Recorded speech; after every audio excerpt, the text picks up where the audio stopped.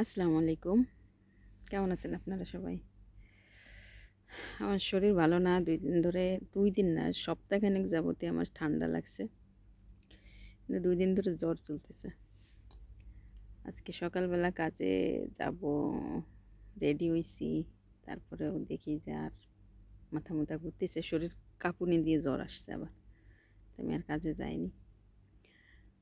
কাজে না গেলেও তো রান্না তো করা লাগবে, খাওয়া তো লাগবে, তাই না?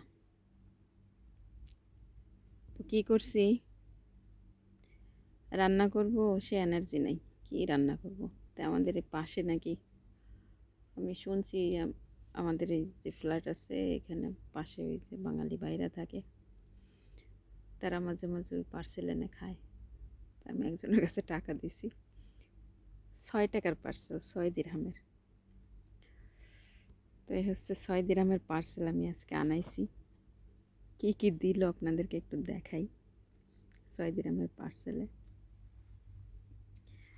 ভাত ছিল, অনেকগুলো ভাত ছিল। এই দেখেন, পার্সেল পলিথিন পার্সেল, বুঝছেন, আসলে কম টাকার। আর আমি এইগুলো নিছি এখান থেকে। এখানে আছে এটা মুগ ডাল, ঘন করে রান্না করা।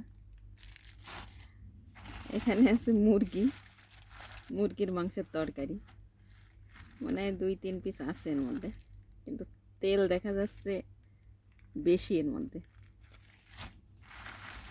আর এটা হচ্ছে পাতলা ডাল, এটা হয়তো বা মুসুরির ডাল, পাতলা মুসুরির ডাল। যাক, আমার শরীর ভালো না, তো এগুলো স্যুপের কাজ করবে। ঠিক আছে। আর সাথে দিছে ২-৩ টুকরা লেবু। এই যে, তো যাই হোক, ৬ টাকার ৬ দিরহামের খাবার বেশ ভালোই দিছে। এই হচ্ছে আমাদের দুবাইতে গরিব মানুষের, আমরা যারা গরিব মানুষ, গরিব মানুষের হোটেলের খাবার, বুঝছেন।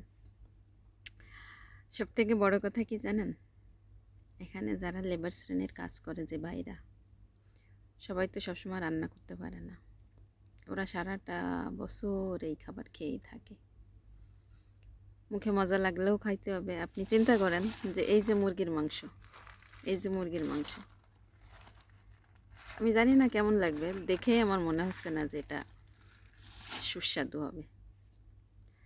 তো এরা সারা বছর এই খাবারই খায়, এত কষ্ট করে, 2টা টাকা বাঁচায়। ভালো ভালো রেস্টুরেন্টে খাইতে গেলে তো টাকা বেশি লাগবে।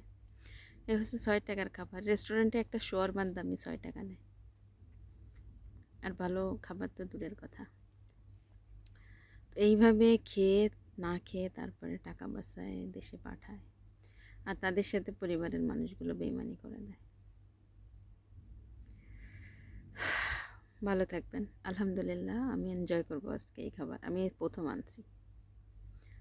আপনারা জানেন যে আমি রান্নার কাজ করি। আমি আমি ওখানেই আলহামদুলিল্লাহ আমার খাবার হয়ে যায়। আর যেদিন আমার ছুটি থাকে সেদিন আমি নিজেই বাসায় রান্না করি, কিন্তু আমার সে এনার্জি নাই আজকে। আমি অসুস্থ, কিন্তু ক্ষুধা তো লাগছে, ওষুধ খাওয়া লাগবে, এই জন্য এই খাবারের ব্যবস্থা ইচ্ছা করে আনালাম। ভালো থাকবেন। আল্লাহ হাফেজ। দোয়া করবেন সকল প্রবাসীর জন্য।